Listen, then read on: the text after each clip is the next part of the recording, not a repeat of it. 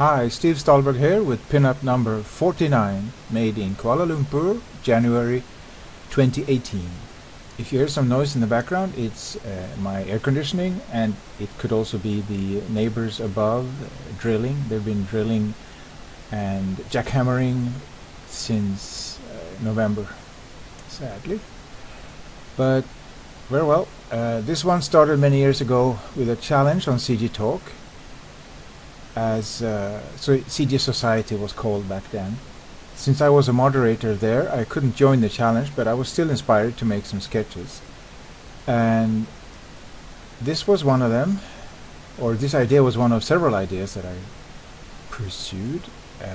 She's a willing victim. I feel like I have to explain this a little bit. There's a part of the reason why I didn't follow through.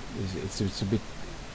You should be able to tell instantly from looking at the image what it's all about. But this one I have to explain. I feel this vampire was a loved one previously, so she's a willing victim. She sacrifices herself to let him live on in a way. And the vampire is filled with shame for what he's doing. He can't help himself, but he has to survive.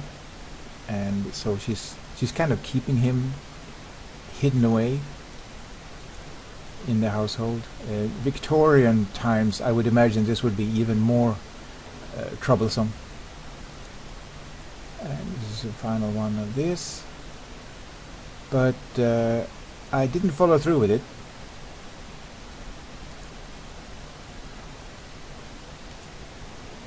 I'm trying to start this video.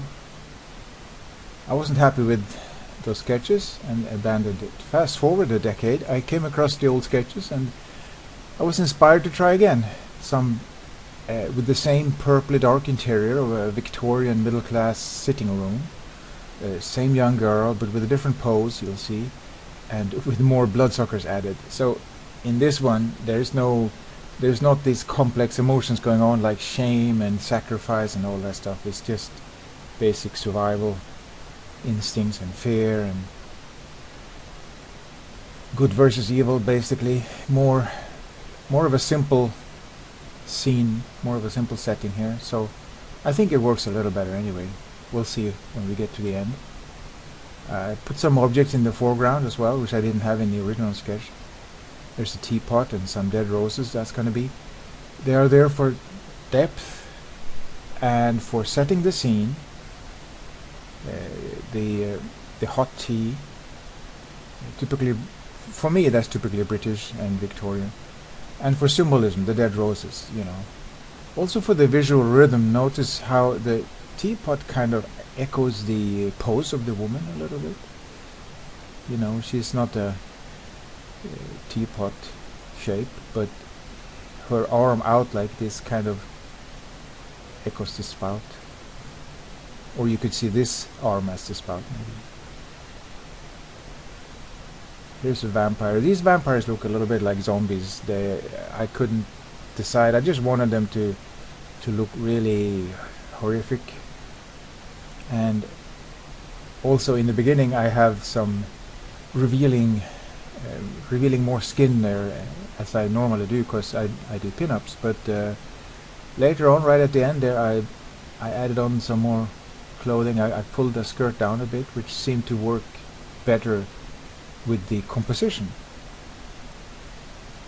because her bright skin was a very how shall I say, focus of attention in this scheme. Dark background, dark clothing, bright light skin, it pops out a lot. So any change you make to these kind of strong shapes, strongly contrasting shapes, will have an effect on the composition, a big effect on the composition.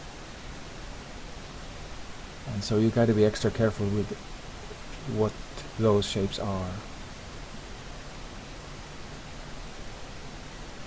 And here I'm starting to paint the background.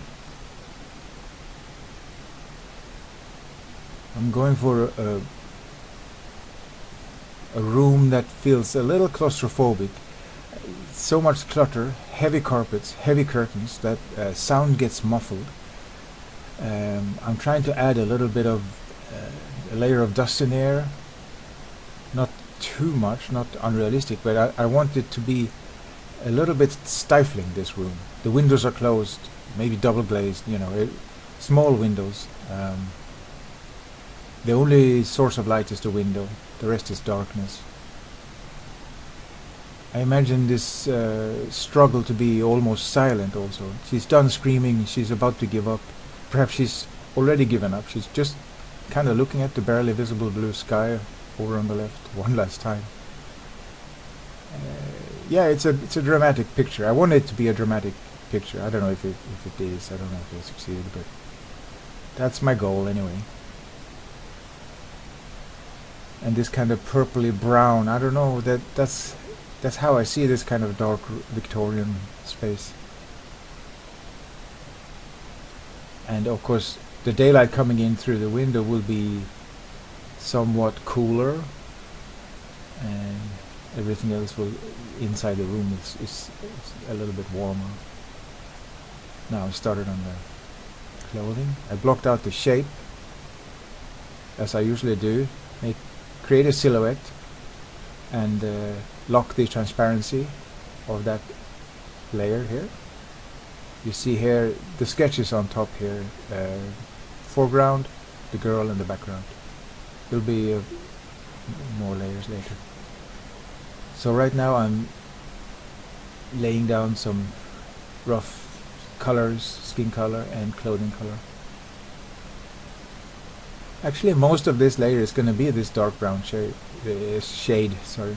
So it won't be that much coloring to do. That's why that's how I try to choose this flat color. Always try to choose the most predominant color of that particular item. Saves time, makes it much easier to paint later. Yeah, I think there are going to be 7 vampires in this image. That number wasn't chosen for any particular reason. I just added vampires until I felt satisfied with the... I wanted them to give a sense of, well, there's too many of them. Not really much use struggling.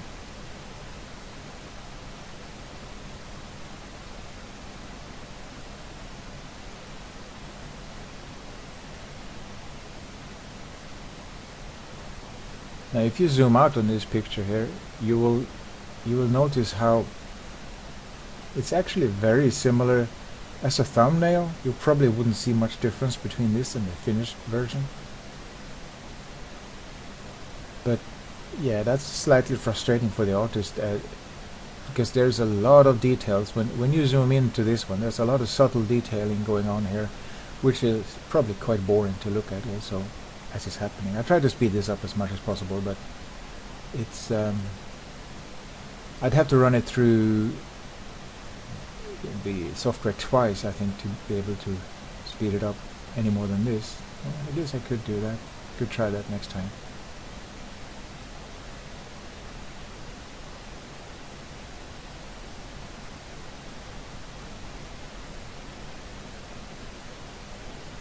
Going over the zombie vampires a little bit first, and this hand is basically the only part I'm finishing now, and later, and this blood here, but later I'll get back to... I have this blood temporarily on a layer too. It makes it, again, much easier, because then I'm going to go back into the skin here and detail the skin around these bloodstains, so yep. But then later I'll drop it down. Just keep things separate on layers as long as it's really useful, cost effective.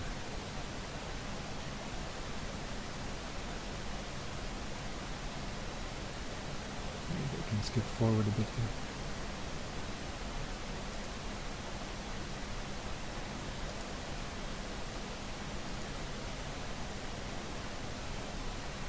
Using my fade feature there, my favorite tool. Put in a heavy stroke, fade it later.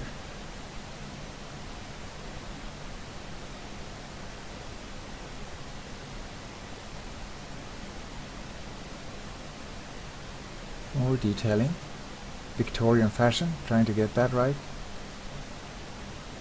These puff sleeves, which are so typical of the time. Some people call them turkey legs. Actually, Victorian fashion of the day was kinda clownish almost. Really, some of it really ugly in a hilarious way compared to our sensibilities today. So I tried to keep it a little on the muted side, like not go too exactly Victorian, you know what I mean. They have this huge bump at the back of the like above the ass, and wide shoulders. They were like Coke bottles, but with really wide tops, like and because of all the layers and corsets and stuff, that you could not see any anatomical detail at all. It was basically just a smooth. They were like vases, like Ming vases or Coke bottles. They was kind of boring to draw and look at even. So I guess you could imagine her. She thought she was alone at home, perhaps, and this is what she's wearing, alone in the house.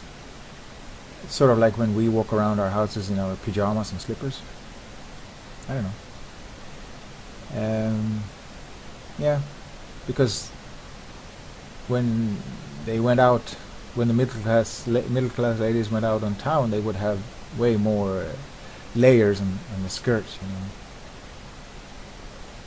And of course she would have also had underwear, but I'm assuming these vampire zombie creatures have ripped everything off so that they can access her blood.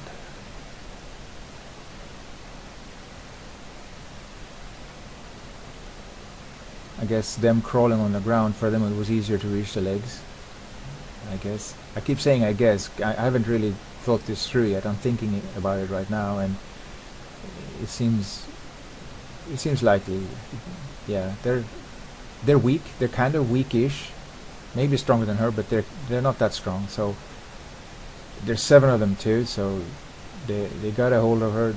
They're sort of crawling on the floor, and maybe they started by biting her ankles and then worked their way up. I don't know.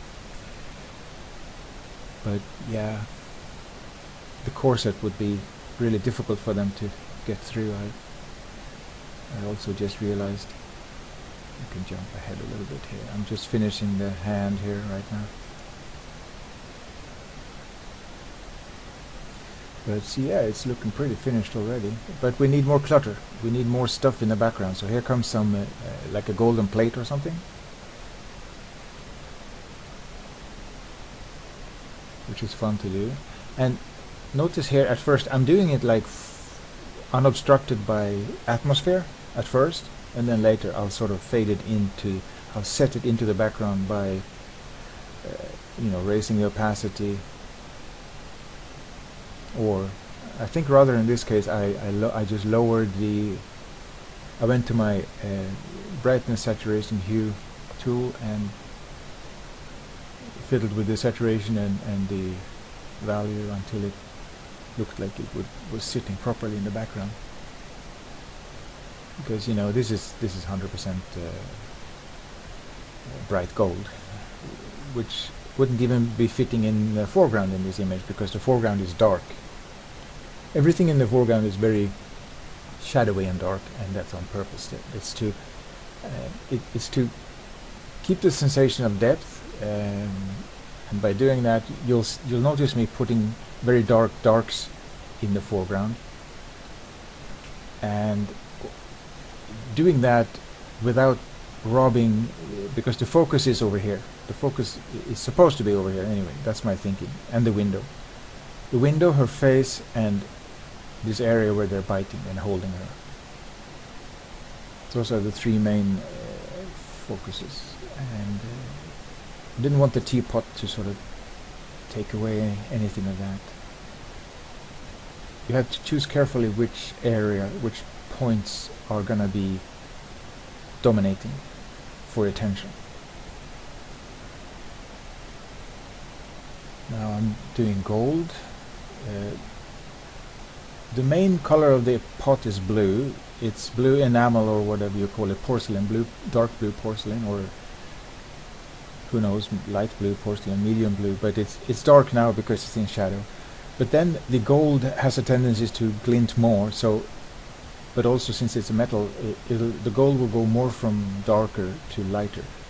The porcelain will be slightly less range of values there.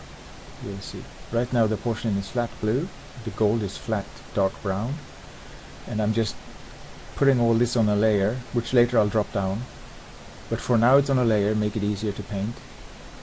And I'm working up the highlights on the gold right now.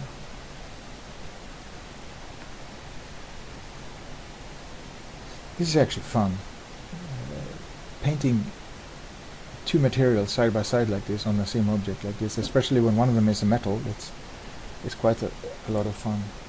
When one of them isn't a metal and one of them is, you know. In 3D modeling they call it dielectric surfaces when they're rendering stuff. That's the metal. Or it's the non-metal, I can't remember. But whatever it is, those two kinds of materials are very much opposed to each other. They're like opposites, and they, when you place them next to each other, they create an interesting dynamic. These dead roses, they're all very matte. They have no highlights at all anywhere, which is a third kind of material, which would have been interesting to put it, juxtapose it right next to the porcelain, but that's maybe for another project. That would have been an interesting still life, just by itself. But maybe too interesting. We don't want to overpower the background with the foreground.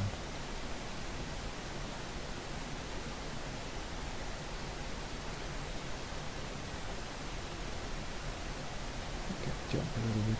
I'm going to put in a texture here, which is actually, this is a bark texture that I made for another project. A large tree, where you see the bark in close-up. But it also works for these. Right now the bark is on a layer, and in a moment I'll drop it down, because I wanted to. I just dropped it down there, and now I'm working with the levels, and fading the curves.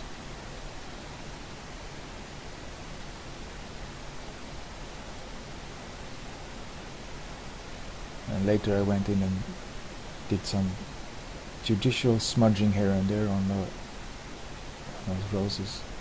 Now for the vampires, or the evil dead, or the zombies, or whatever they are. Some of them could even be mummies. So I basically cross-contaminated all all aspects of horror movies here.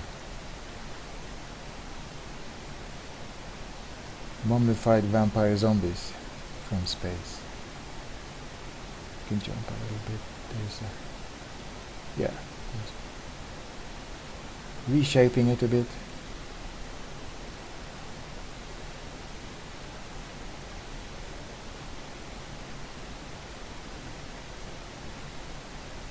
The main thing about horror, monstrous subject, is the skin has to be really, really gnarly. Whether it's matte or shiny doesn't matter, but it just has to be gnarly, like leprosy, or bits falling off, or wrinkles, or all of the above.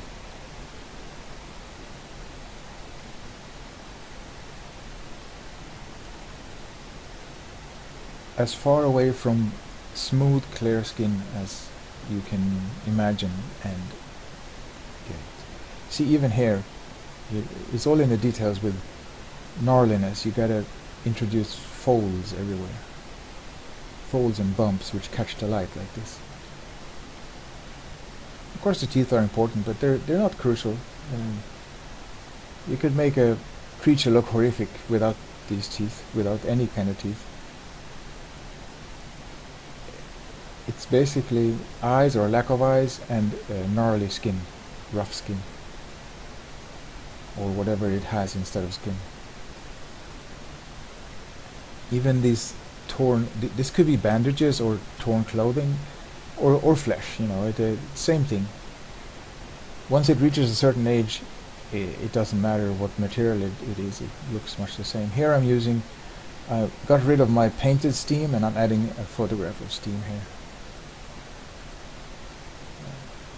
I'm making sure to change it a lot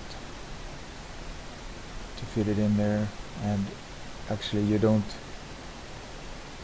doesn't contribute much to the final look, but I think it's nice to have sometimes use a little bit of photo bashing. It's frowned upon by everyone, rightly so, by every professional. Almost every professional, I should say. And here are the curtains. This is almost, you can say, like almost curtains for the project, because this is the last thing I'm doing right here. I was thinking about adding a very strong floral, strong contrasty, many bright colors, large floral print motif on there, but partly it would have messed with the composition and the focus, and partly it's just a huge amount of work to fit the flowers to each fold like this. Each one of these folds would have to be considered separately from the others, as I'm painting the very hugely complicated floral design all the way up there. So, I said screw that. Because the most important thing is looking at it, and I looked at it. Overall, it seemed to work fine without the floral print.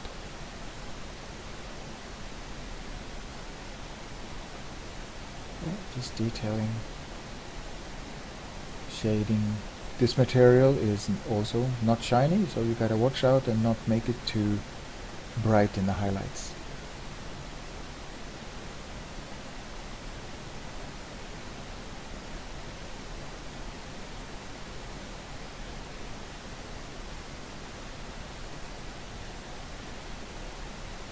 Over here you see some roses under a glass. That was apparently a thing they did in Victorian age, having dried flowers underneath a glass.